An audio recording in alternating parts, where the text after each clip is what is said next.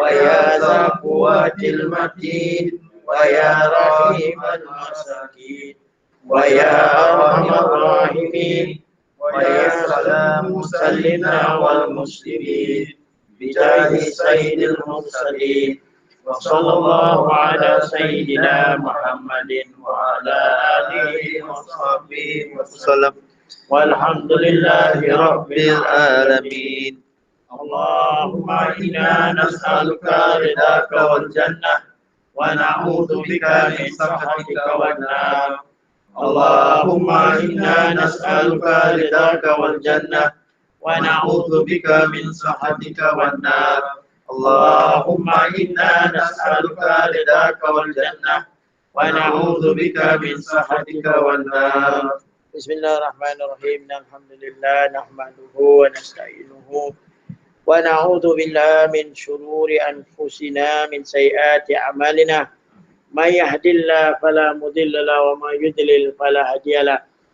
وأشهد أن لا إله إلا الله وحده لا شريك له وأشهد أن محمدا عبده ورسوله. اللهم صل وسلم وبارك على سيدنا محمد وعلى آل سيدنا محمد. رب اشرح لي صدري ويسر لي أمري واحلل عقدة من لساني يفقهوا قولي.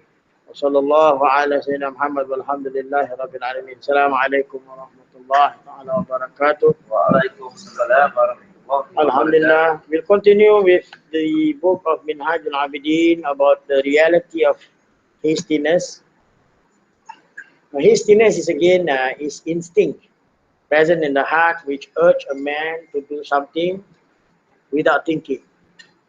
So that's why, I mean, it's very sad to know that we are among those people who normally rush.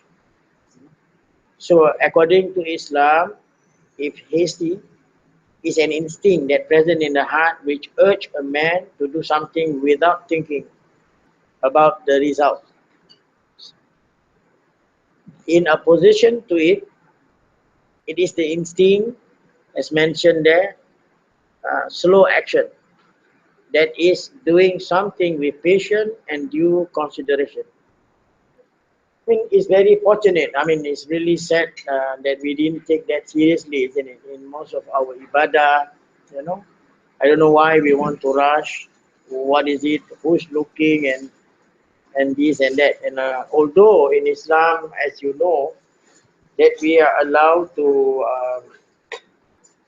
just perform the rukun in terms of the prayer. But then, you know, if it is still like you just take,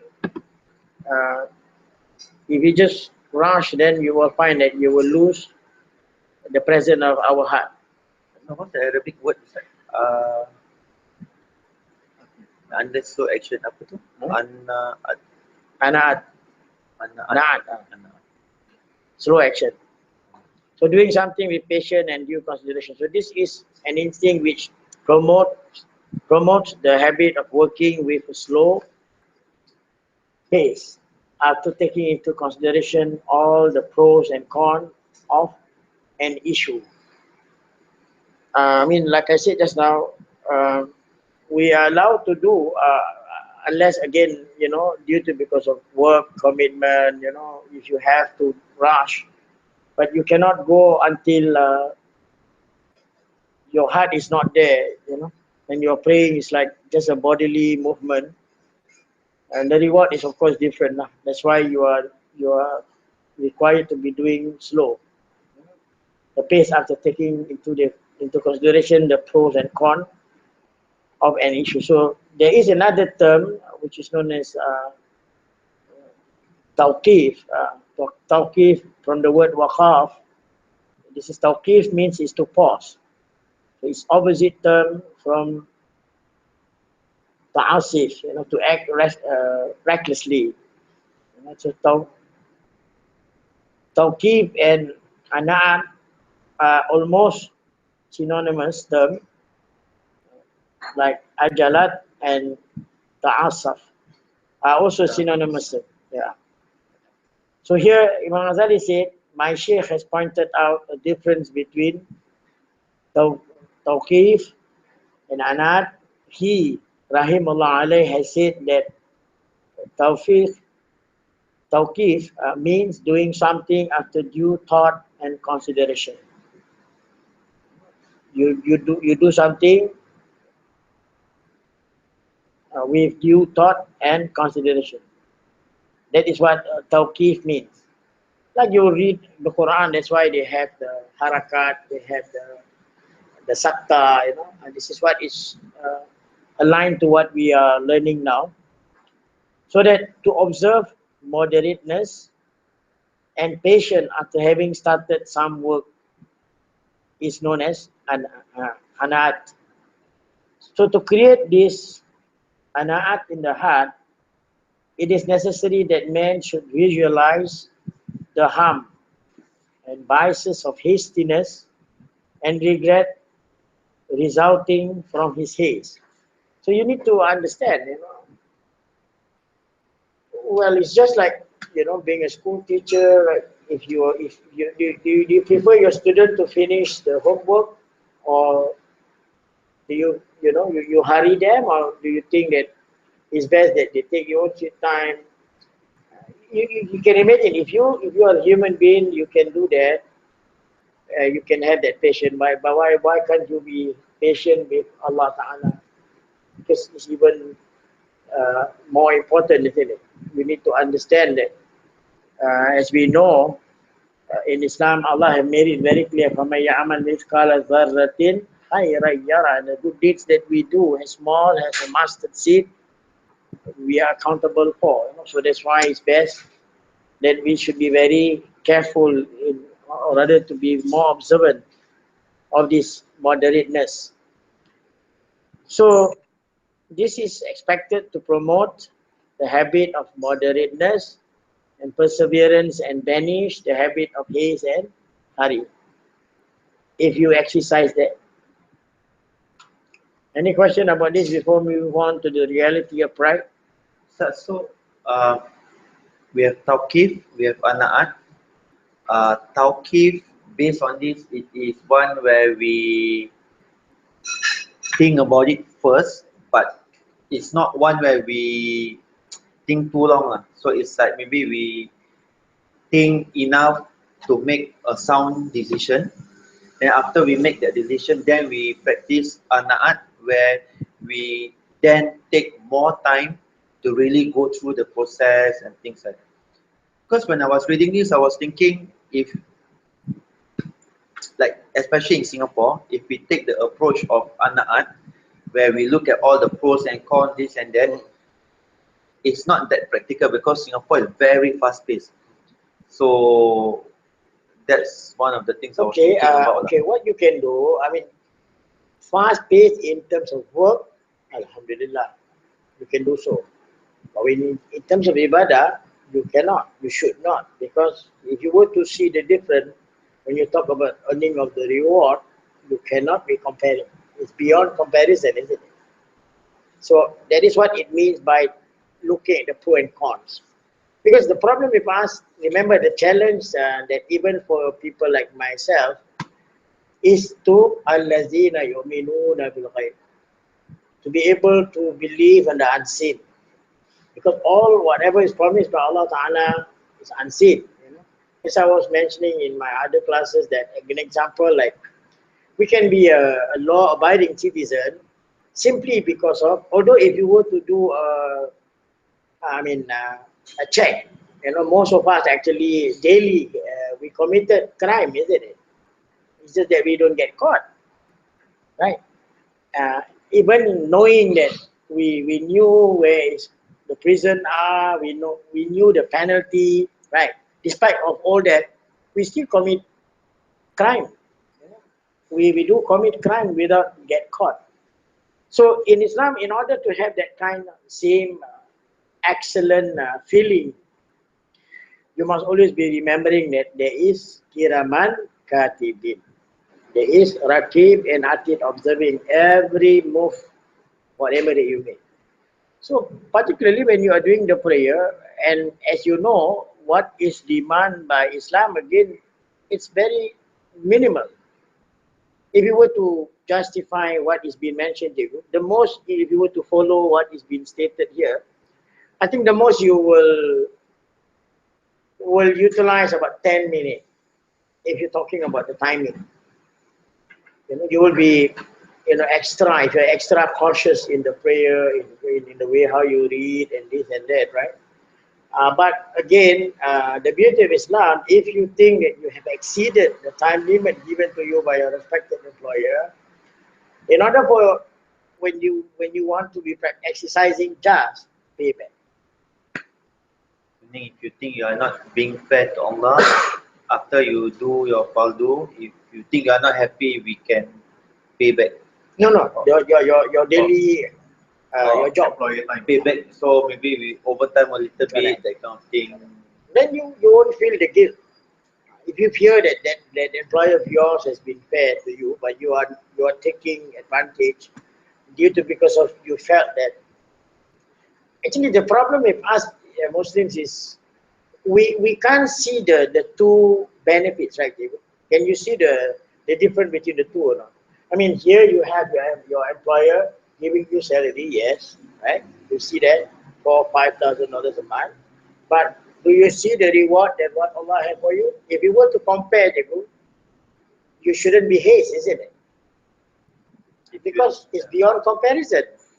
It's the only difference is that you don't get to see that $5,000 or $4,000 in cash of the act that you does, like the prayer, the reward. That's why, in fact, among all act of worship, prayer, Allah does not specify what is the reward.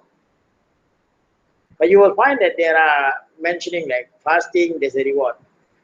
Mentioned in the Quran about Babu Rayyan, the door, where the fasting people will, only fasting people will allow to enter that door. But in the case of Salah, there is no mention. Specifically, the Sunnah Subuh, yes, but the Fardu one, no. Rakatain Qabla Subuh, the Prophet ﷺ mentioned. You just imagine the reward, if you were to be comparing with, even if you were to say you earn $1 million, to compare to what the Prophet says, 2 rakaat before Fajr, the reward is the world and its content.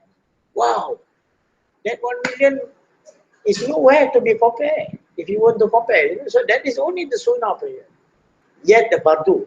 So this is what they mean by the pro and con. We have to, use our intellect to see things and then try to put on weight onto the hereafter. So, like based on the example, we use Tawqif to look at the pros and cons. Once we make a decision, which is I'm going to pray Sunnah prayer before Fajr, then as you do your Sunnah prayer, you practice moderateness, you practice patience in your Salat. That is the Anaat part where it comes in. So, but we can also use that in our day-to-day life as well, right? Like in whatever decision making that we want to make, we can apply this kind of strategy to help us be clearer in our thinking. Even the worldly matter, yes, you cannot. I mean, in fact, there's saying that you should not be haste also. I mean, like even in teaching, right? I mean, even if your profession and what you do, right? If you imagine, even in sport, if you push them and they became like, you exert them, right? You see, that is due to because of haste, and then the student will suffer. The student will suffer from like injuries, or could be getting into something that is beyond, you are answerable for it. So in the case of prayer, we have to understand, we have to try and, it's what is being mentioned later in the topic of where it talks about what are the, I think yesterday when you attend the class, we were discussing about this. We need to be applying a little bit of pressure. We need to restrict ourselves. We need to go through the training in order to be able to apply what we are learning now.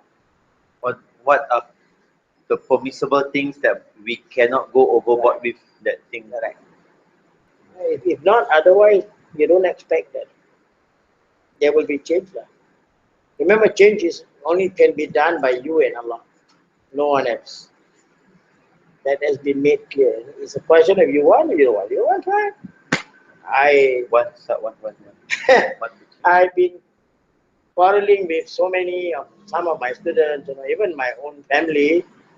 I said, if you knew you have been diagnosed, you're sick, you have to put pressure onto yourself to cure you. Pantang lah. Ah, if you don't, then don't hope for miracle to happen because most of us, our tawakkal is wrong. We don't put in the effort, but yet we do also. Exactly. And then we hope for miracle to no, it will not. It will not work that way. In Islam, you have to try with the effort 99.9%. Move. And as I mentioned, that's why I recommended you that book of what you call it. What book that day I told you? No, change.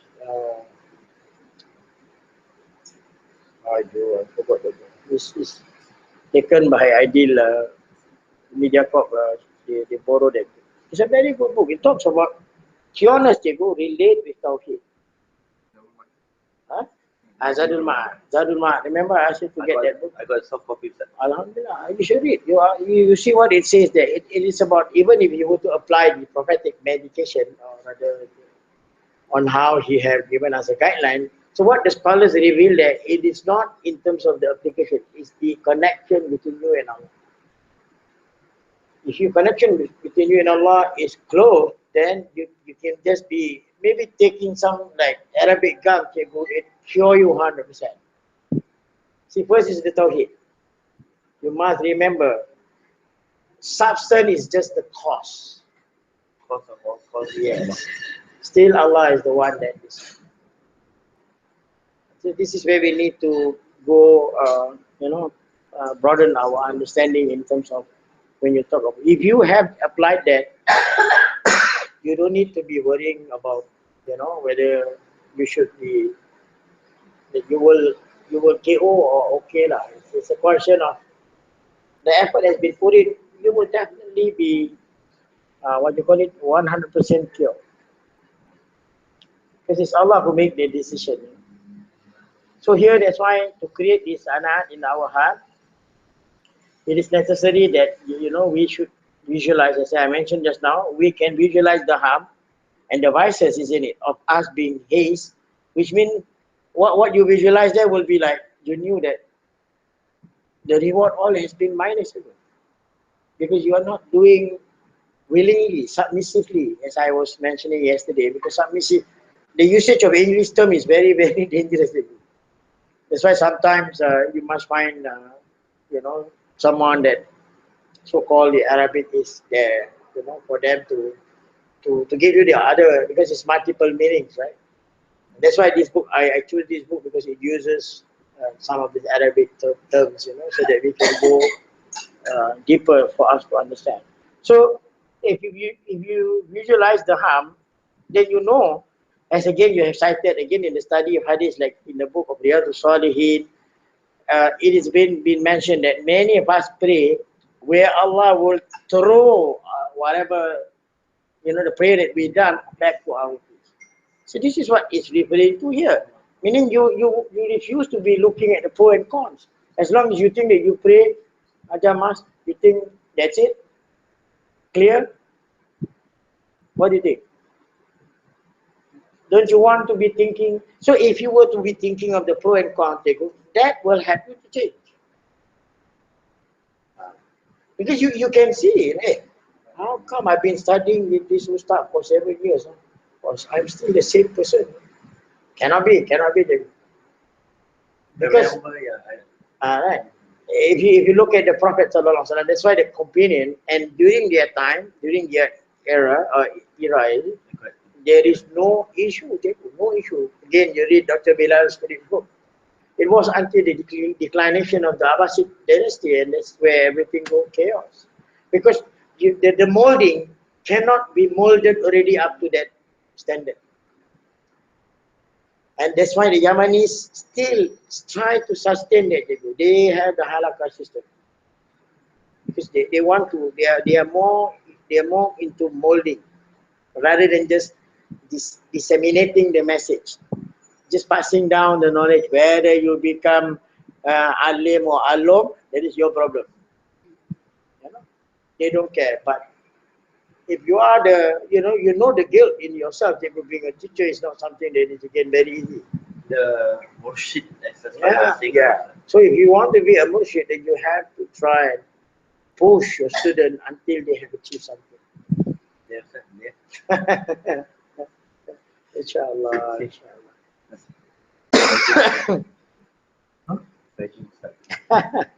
So this is expected to promote, as again, that this is the what you gain from being cautious towards hastiness.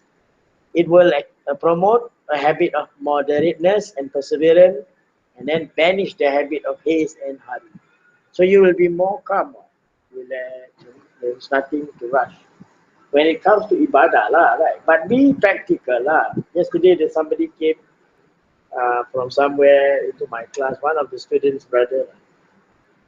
If you want to be comparing Singapore and Malaysia, like especially some of the state like in Kedah, they are very strong. They are strong Muslims, different. You can't be expecting that kind of life. You should come to the class yesterday. There was one of the students' brother came to the class. Oh, he was like very loud because he's a student of Habib Haji Zainal Abideen. So it cannot be that the Habib is wrong. The Habib is not wrong. It's a question of again, moderateness have to be measured on the population where you are. Who are your rulers? You see, this is Islam, but you can't just walk in like that. Oh no, you heard right yesterday how loud he is, that guy with. So he didn't question. He was just with sharing opinion. And there's another Malaysian lady. She was actually an ex lawyer. She was a solicitor. She's from Kuala Lumpur too. So she was like condemning or rather saying things about certain of the ulama, which of course there is an issue of Islam liberal in Malaysia, right? And then this guy from another state feel like cannot be, he wants to defend and said this is not this and that. Anyway, I just keep quiet. I just let them talk, But this is where knowledge is very important. You need to understand in terms of the application, as I've been mentioning, you need to see where you are, who are the ruling party. What the I think when they argue, I think they don't argue on the issues. Yes. They argue on opinions of people. I think that's what is never ending. Yeah, unfortunately. The subject to they argue because kat sana kan a lot of different Yes. followers, Yeah. believers. So they argue about the people who lead them instead of the issue. More to the political approach rather than religious. Now we move on to the reality of pride. Again, to think that one is greater and higher than the other, than others, is called kibir in Arabic. Pride, kibir. See the opposite terms of tawada or tawadu. So kibir is the opposite of tawadu, modesty. And then again, in kisar, humbleness. So pride and modesty are again each of the two kinds. Number one is the general pride. Pride have got two types. One is the general pride, and another one is a specific pride. And similarly, with the general modesty, also have specific modesty. So here they define what is a general modesty. It is to lead an ordinary style of living with ordinary clothes, poor housing, and cheap and low class of the worldly resources. That is categorized as moderate in the eyes of the religion. Then the general pride, it is again the opposite. It is just the opposite of the general modesty. That means pride, men adopt in a very high standard of living in every matter. This is the opposite of pride. from kibir to tawadu, or from tawadu to kibir. Either one. For the when you generalize it, then for the specific modesty, in this a man tries to subdue himself and make it follow the path of the truth. So there's a difference between the two. Then that is more specific rather than just now the general modesty, isn't it? General modesty, what you do, you only make change on the clothing. You change to something that is moderate, housing like from this kind of beautiful one, then suddenly you move to one room, one hall. That is the general modesty, but the specific modesty is that you subdue yourself and make follow the path of the truth. The difference also is one is More to the zahir, one is more batin. the inner, yes. Because doesn't mean that I mean, of course, like you see, like in the modern times, we have what do you call it, this air condition. You can be upgrading to be having this. Make use of it when you are having classes. An example, because this is about comfort.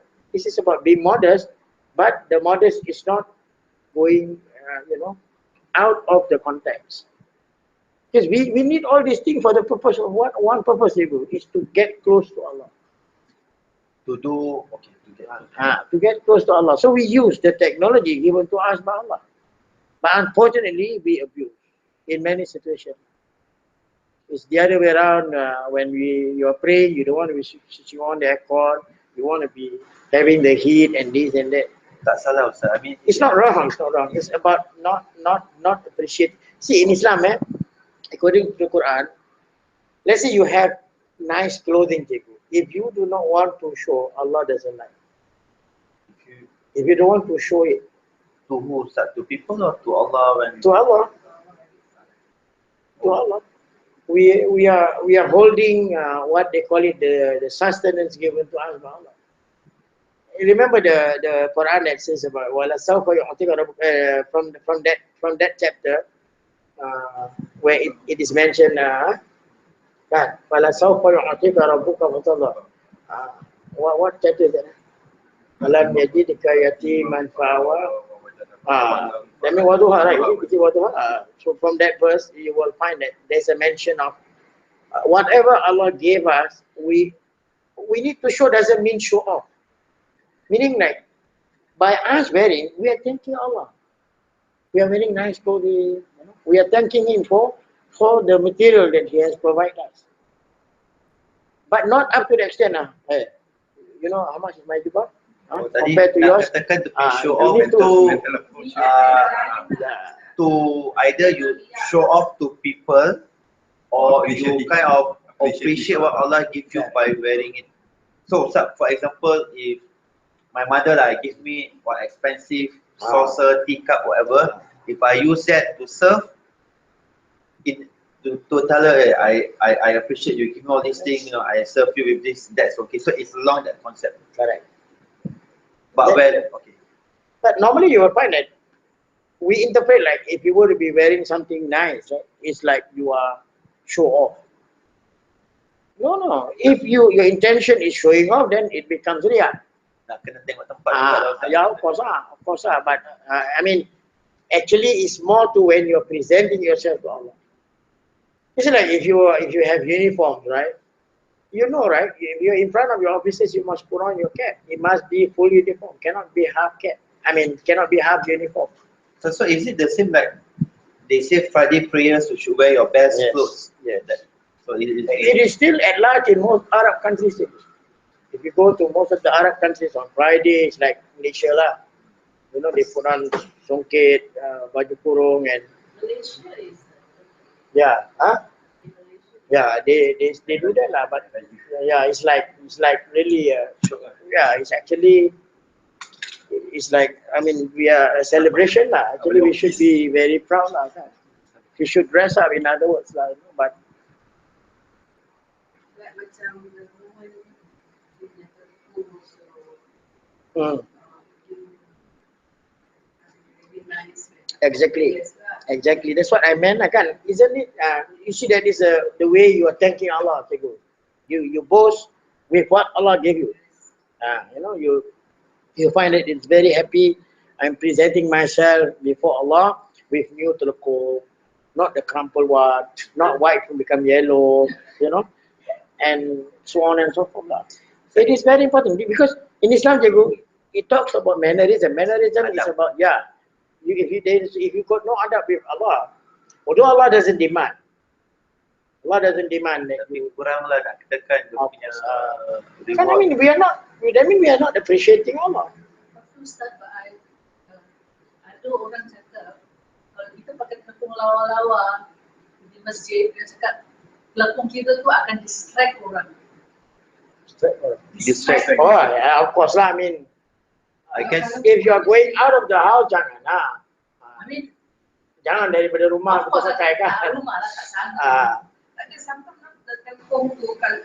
Yalah, of course lah. Kalau too much, very distracting. Yeah. I mean, in Singapore, we are alhamdulillah because normally the ladies cannot be seen. Only when you go to certain country, this is a challenge lah. actually Find that. talking about that Ustaz, maybe daripada asyik buat baju untuk baju raya ke apa buat telokong untuk raya ke apa pergi mana tak Arab Street ke apa, beli kain buat telokong alamak lagi dapat mahal.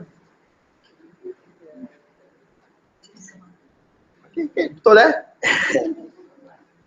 So, when you talk about specific modesty, is a man tries to subdue himself and make it follow the path of the truth.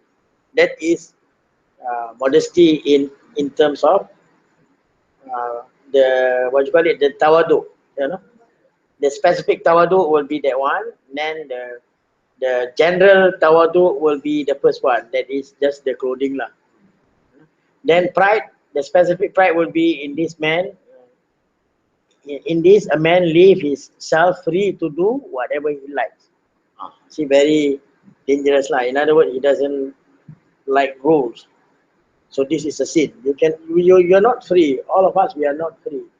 So from this example, can I say, contohnya it can be one where on the outside, I may look very humble, pakaian, perbualan, tapi kalau I have that specific pride in me, behind that punya surface tu, if I think, oh saya lebih baik, I'm better than the rest, I'm so good, that kind of thing, then this is very specific pride comes in lah. So luar dengan dalam nak kena match lah, nak katakan lah.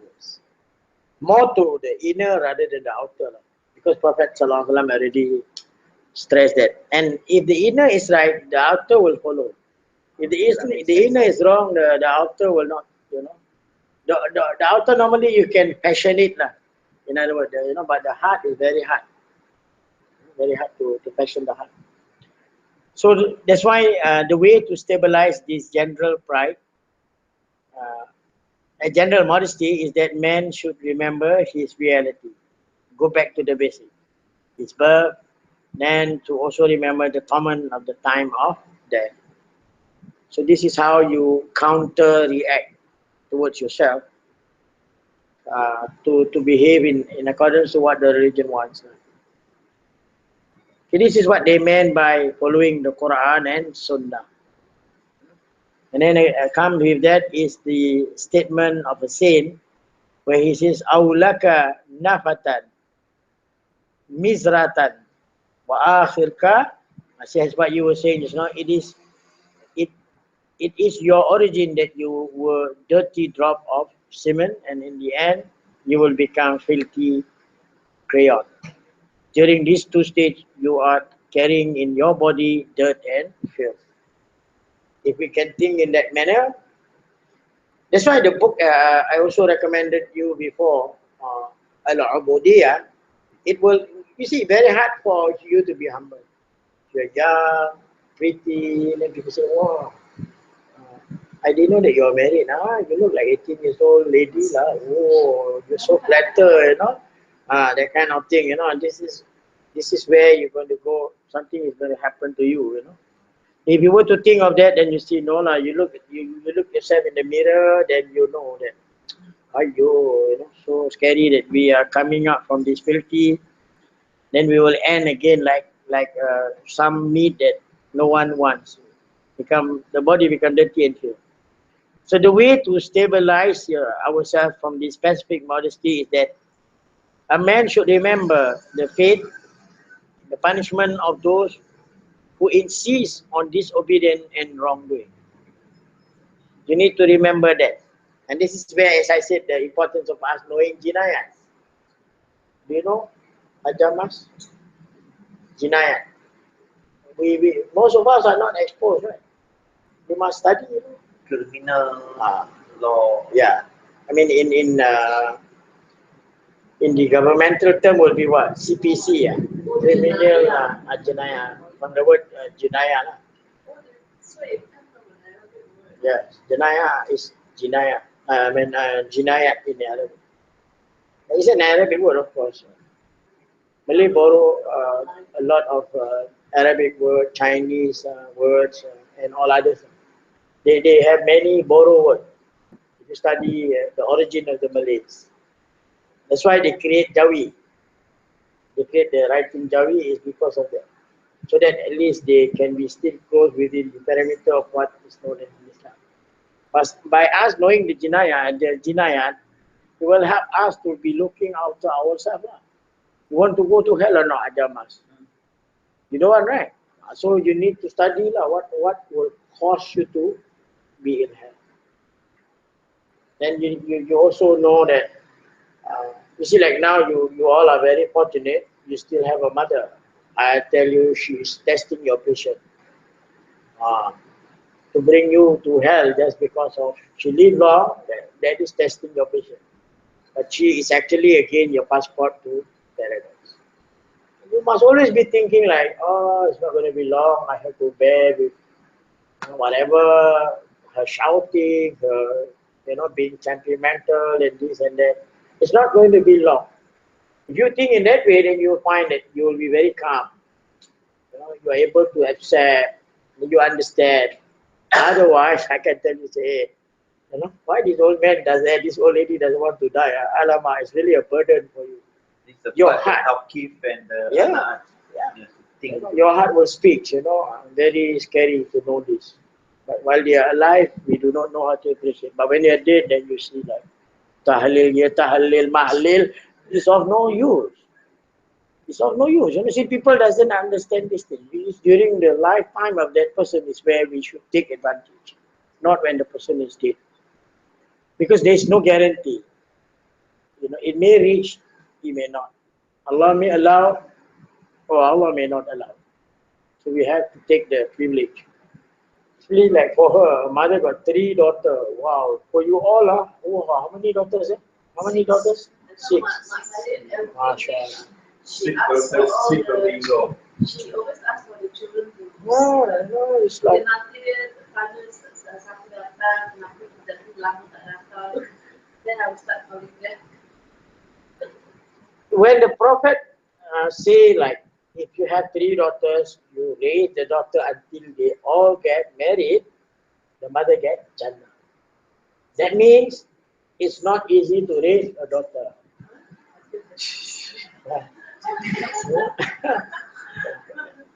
So you are holding your mother back, better get married quickly. Thanks. Okay. So to stabilize that is for us to remember the punishment. And then what has been stated above is enough for a man to incite to reform his heart. Wallah wal tawfiq wal inayah. Now we move on to section 5 about safeguarding of the stomach. Unless if you have any question again.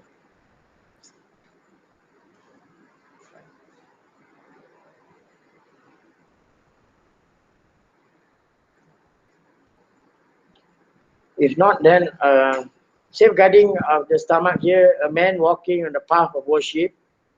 Remember, this book talks about Minhajul Abideen. This is if you want to be the best in worshipping. So you must follow this path. So now he's explaining about if you want to be in that path of worship, In devotion, we must safeguard our stomach. And of course, this is a difficult task indeed. So it is awfully harmful and equally difficult to reform it. The stomach is the center and store of all bodily powers and energies. So it is the part of human body from which comes out the weakness or the strength, piety, righteousness, wickedness, and disobedience. Alamak, disobedience. So it is imperative for you to abstain totally from unlawful things and things of doubtful nature, and even lawful things in undue and superfluous quantities. See, even lawful, but you have to be very careful of undue and superfluous. That means eat non-stop. That is considered as superfluous already. Superfluous quantities if you want to lead a useful and meaningful life. Right, because it will create a lot of problems for you. You know, you will have stomach upset, you have to go to the toilet, and this is what you need to look into this. So what you have to do here, it says that it's necessary to abstain from unlawful and dubious things for 3 reasons. Why you need to stay away? First is, as Allah SWT mentioned in Surah An-Nisa, chapter 4, verse 10, to protect ourselves from hellfire. Allah says, "Innal ladzina ya'kuluna amwal yatama zulman innama ya'kuluna fi butunihim naran wa yaslawna sa'ir." Indeed, those who eat the wealth of orphans wrongfully, they do but eat fire into their bellies, and they will be exposed to burning fire. You understand that very clear, right? And then Prophet Sallallahu Alaihi Wasallam defined that Quranic verse in his statement. He says, "Kullu lahmin nub min suk nar aw bihi." That flesh is more deserving of hellfire, which has grown from unlawful food. Another reason for abstaining from unlawful food is that one who eats much food is turned out of a divine court and is not unable to offer genuine worship and devotion because of your body is full of unlawful substance. Only a pious and purified man can worship Allah sincerely. For those who have so many of the unlawful in their, that's why you will find in Malay called that has liat. Liat. Dah susah dah tak boleh lagi nak buat apa-apa lagi, you know. That's what it means here. Dah liat. Benda tu dah liat kat dalam badan kita. So, Ustaz, in other words, like the food that we eat has that effect on our body, on our spirit, that it makes us maybe difficult to change or even want to solat, like very heavy, that kind of thing. You see, these are the things that, as I said, that we didn't really want to use that pro and con. In Islam, you need to remember that Islam also, I mean, there are other Quranic verses that Allah mentioned about ulul albab. Ulul albab is people of knowledge, you know. You should be looking at the pro and cons, whatever that we eat. That's why the word halal and tayyiban also not properly understood. It must be nutrition, you know. We don't want. Not many of you go to Muslim house got avocado, got pomegranate, you know, or all this. Yeah. Alhamdulillah, if you does. What you need to be monitoring again, the quantities of what you take. Even halal, you need to know the limit. Doesn't mean like yesterday's topic start yeah. That because something is halal, it's nice, that's why you eat a lot. You have to moderate. Exactly, because it will have an impact onto your body. You know, everything has been proportionate in simple terms. So the moment we put on weight, then you cannot just relax. You must think of to lose weight because it will affect your worship. It will affect on your your obedient level, your ta'at, your ubudiyah, and all these other traits that is not supposedly to be there. It will affect on that. Just in eating itself. That's why this topic discuss about the stomach, about what we didn't really bother to look into what we throw in our stomach. Isn't it? When it goes into the belly, there's nothing you can do already. If it doesn't go out, that's it. Exalted Allah has forbidden a polluted man to enter a mosque. He has forbidden a man without ablution to touch the Quran, as again his menses. Wala junuban illa ghabiri sabilin hatta taghsilu. A polluted man cannot enter a mosque without taking unless he is a passerby. And again, it is mentioned in the Quran, and this is again in Surah Al-Waqi', La yamassuhu ila mutahharun. You know, La yamassuhu ila mutahharun. None can touch the Holy Quran except the purified one. So this is where you can find that these are the challenge in our day-to-day life. Sometimes to take the wudu also become like, wow, so heavy. It's like asking to carry weight or what? No, right? But because of you already feel with so many things that pull your energy, we don't have that strength. See, if we have been practicing Islam, we are, like I said, you know, I mean, if you walk on the road, people like you, they go, hey, not because of your cikgu. It's not again because of, you know, you're young or you're old. No, it's that pleasantness, that aura that you bring with you, you know, that makes others to like you. So, you know, I mean, this is must be understood correctly. You know, otherwise people think that, oh, you because of you are an Arab or this, you are Ustad. No, it is not that. It's not that. It is about exercising what is being taught here.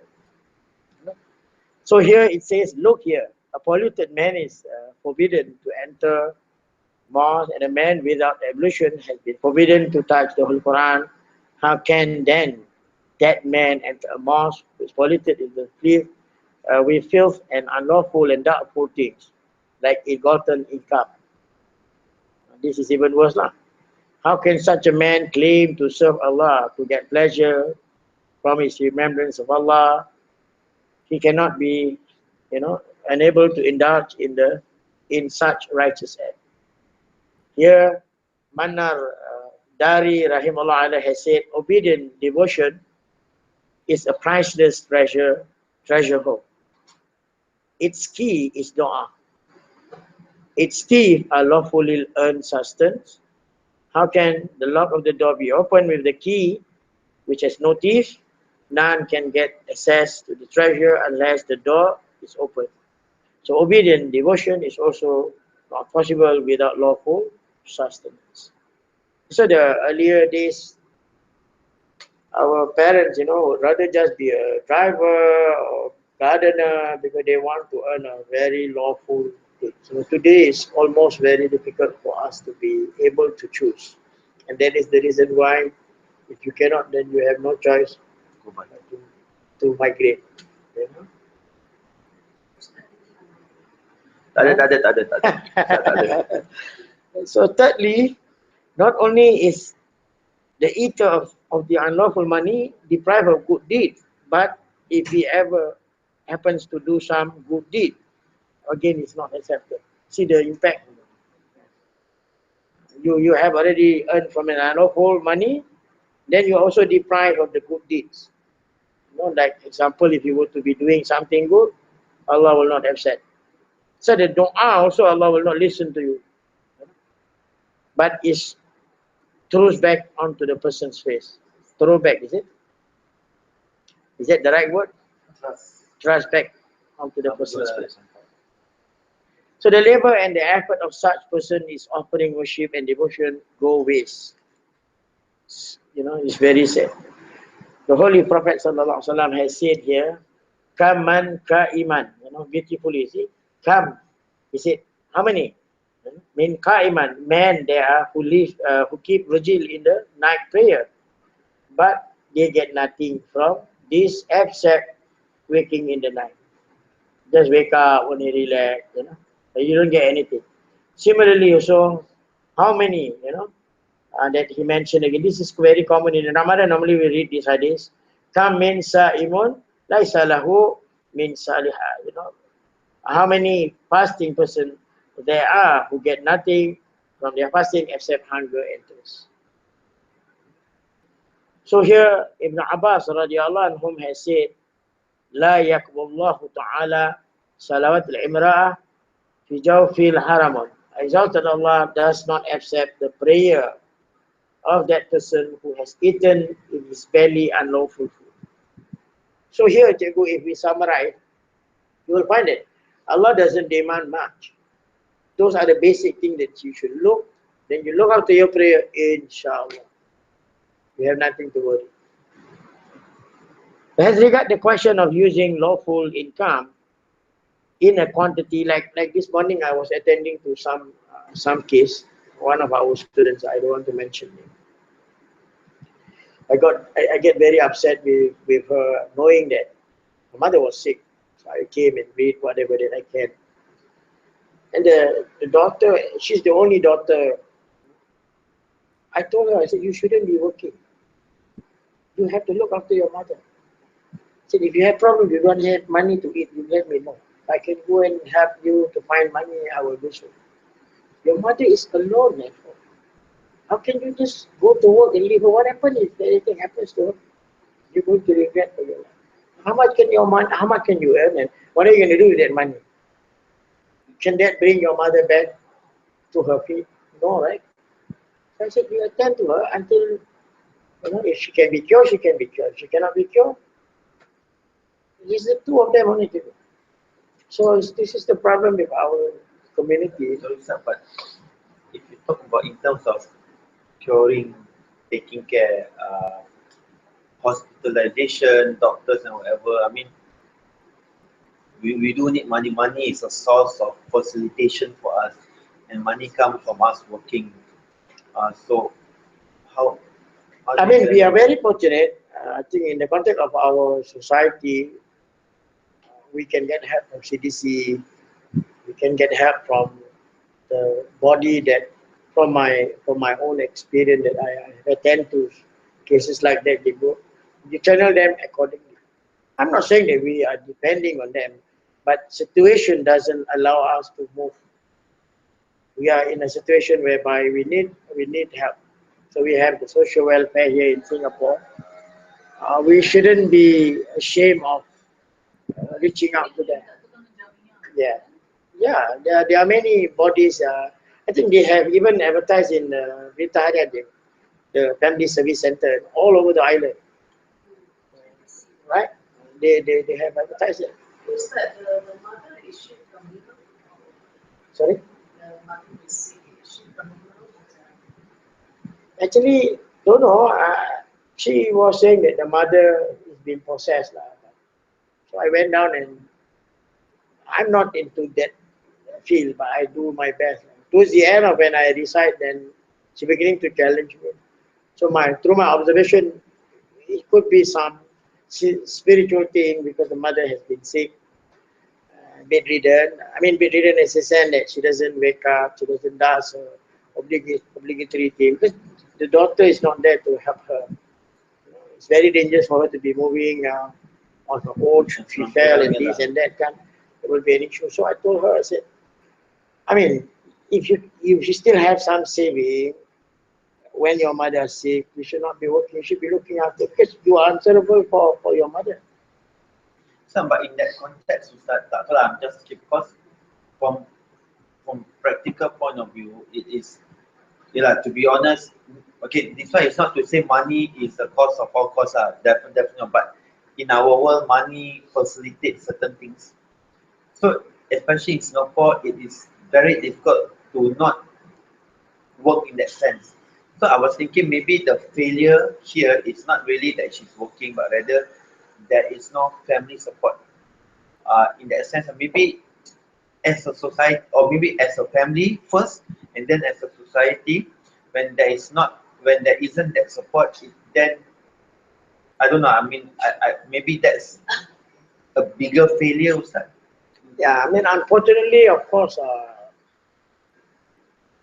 she is in a dilemma. I mean, because a lot of things happen. Firstly, the mother is a divorcee herself. Father passed away. Then followed by she also been divorced by the husband, and it's a very serious case. A PTO, police protection, went into some. So it's like she got no contact. I mean, Alhamdulillah, like I always get this kind of students.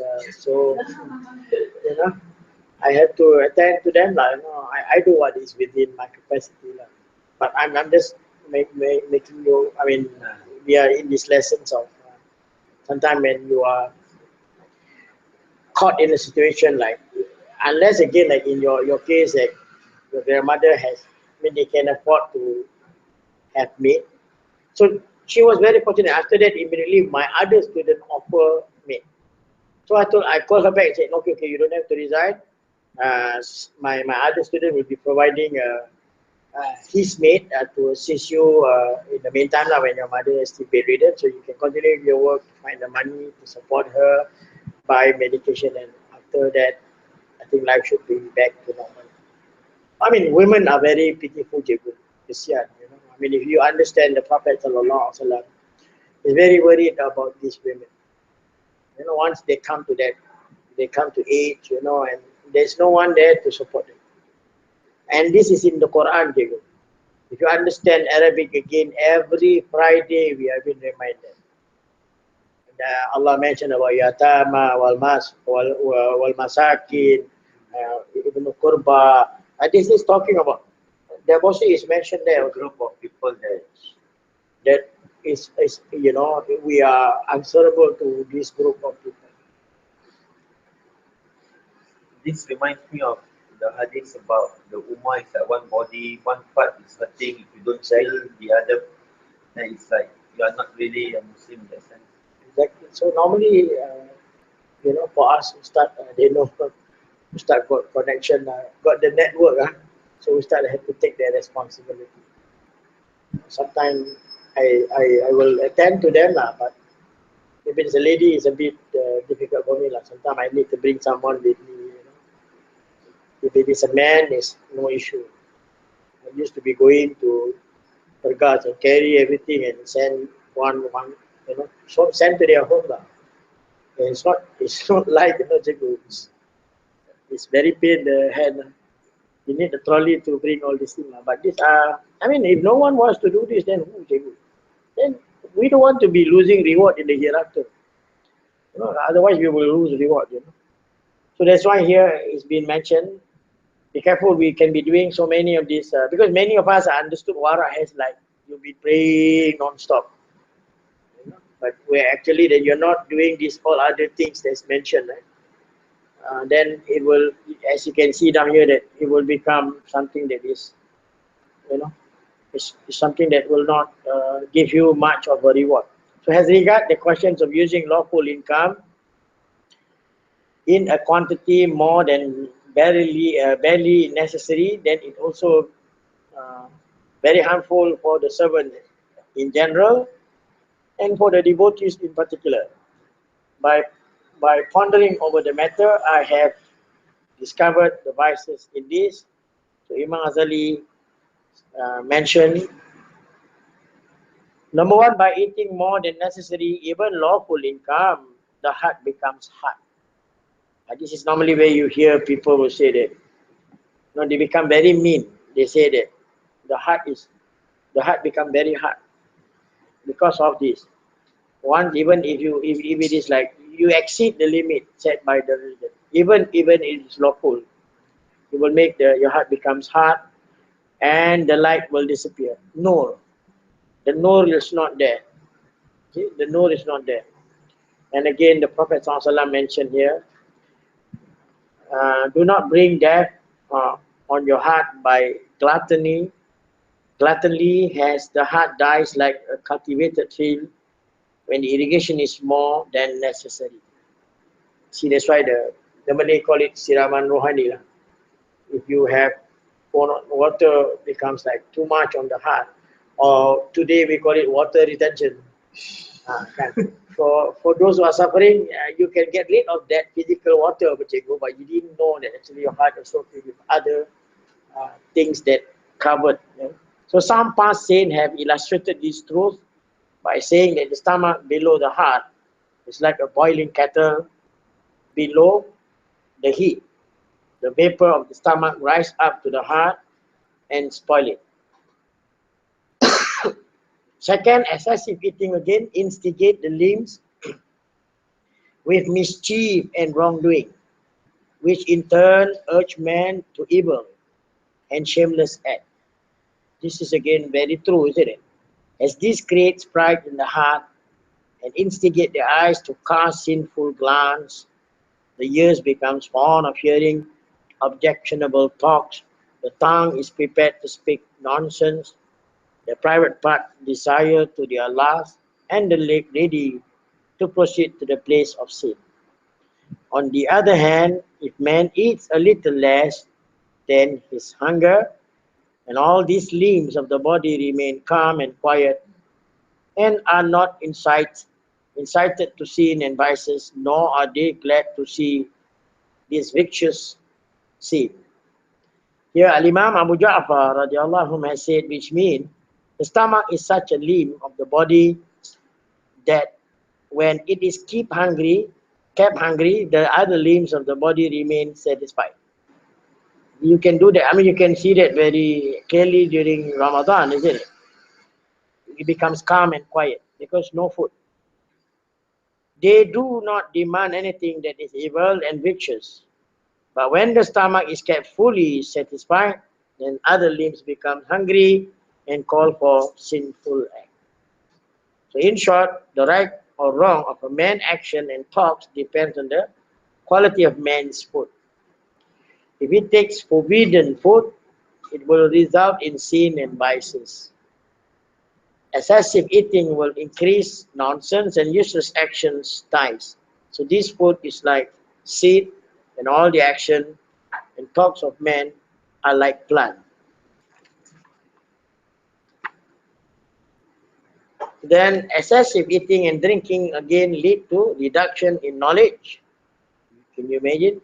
It leads into reductions of knowledge and understanding because the habit of excessive eating puts an end to intellect and understanding.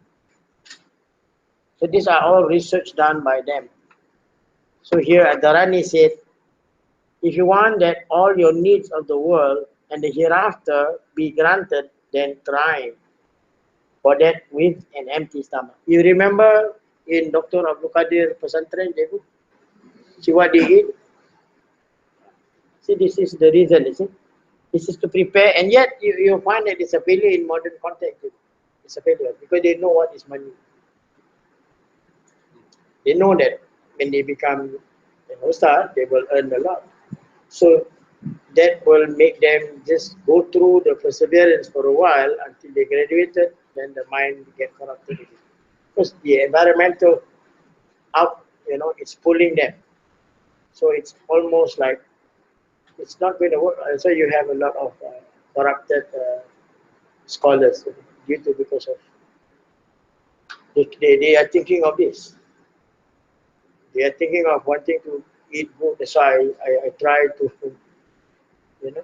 go back to eat the basic the anchovies and all the salted fish The moderation also. Back to then moderation. you will find that where you are more like calm rather than you eat too many Kentucky, you eat too many all this other nutrition that can be very problematic in other areas.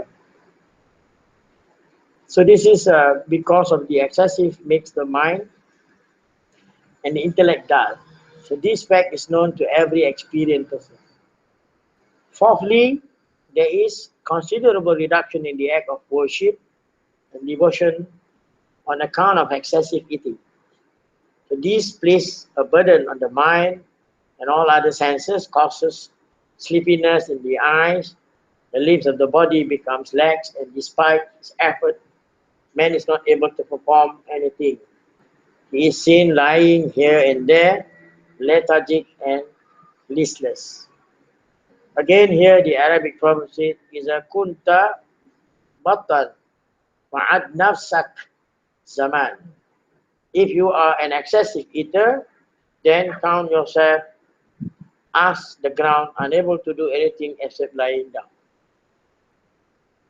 So it is related that once Yahya alayhi salam saw Iblis ilahi la'anatullah going somewhere with many nets.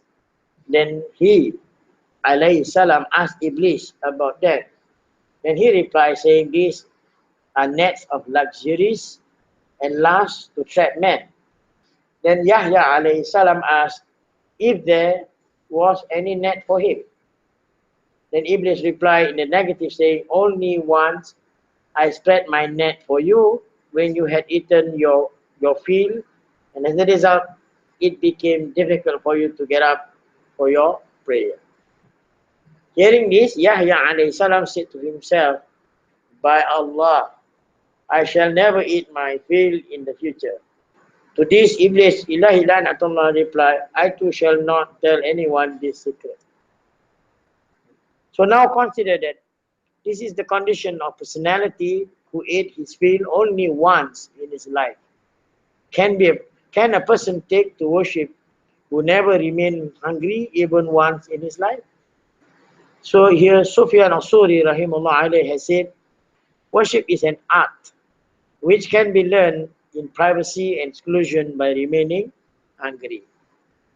And then the fifth reason, excessive eating destroy the sweetness of worship. Lazatul ibadah, it destroyed it.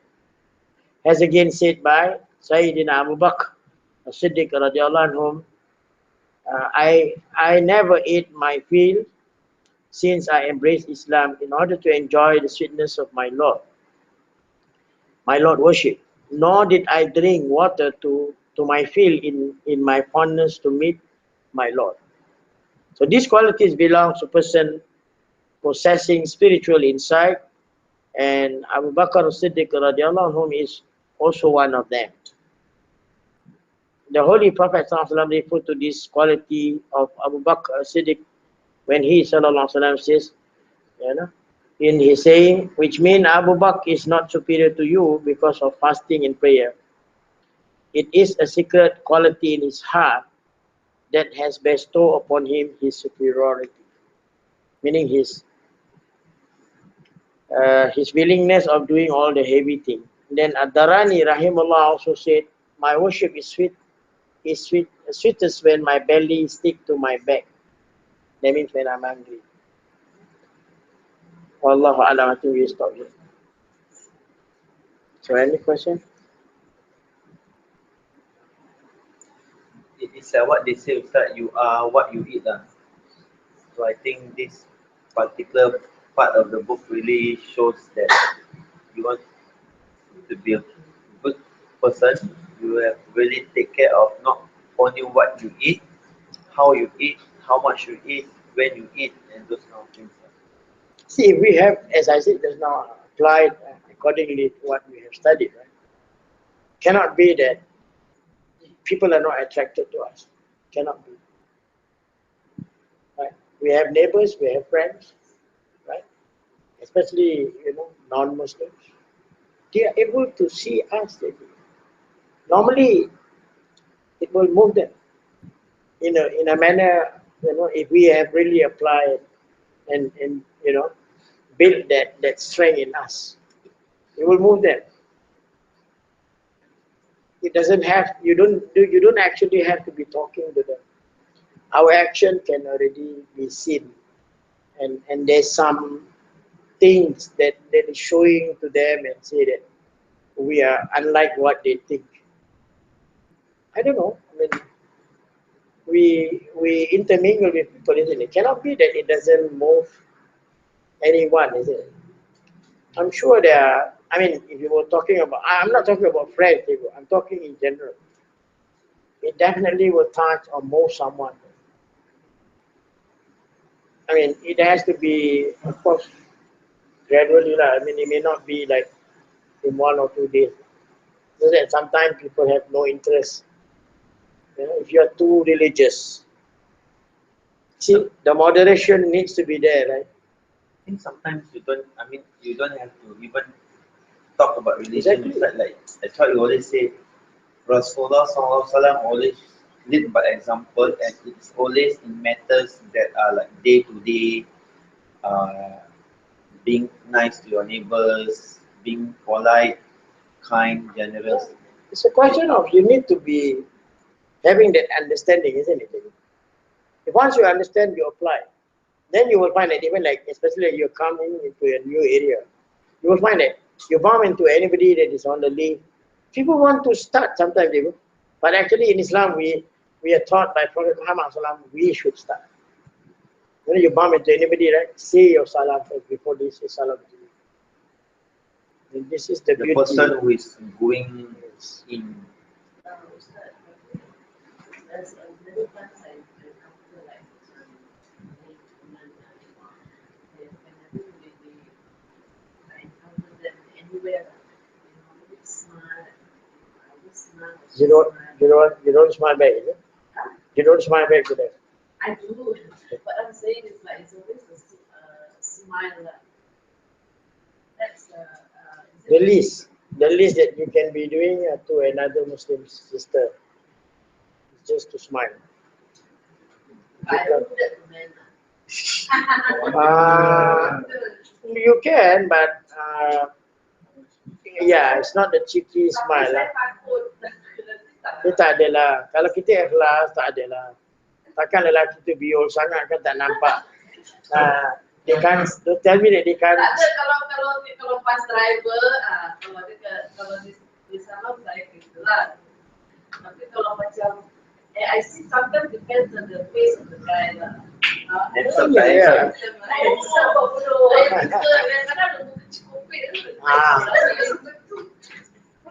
Ya Allah.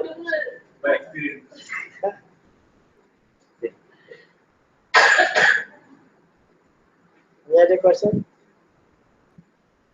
Putra?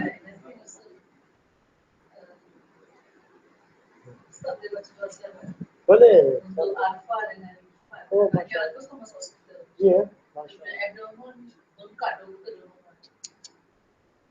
Dan 2 kali masuk. Macam saya kenal tu. Asyik, gas. Sakit. Dia lambat makan selalu. Angin ni dah. Actually kalau perut, gum arabic okay tau. Gum arabic dia very good for the stomach. I heard. Orang kita tak yakin aja, susah. Tak biasa. Ada, I mean sometimes it's due to because of you can't stand the pain, so you feel like the painkiller is better than curing lah. I mean, this is your, you need to be able to see it from the other angle. Some people find that. Huh?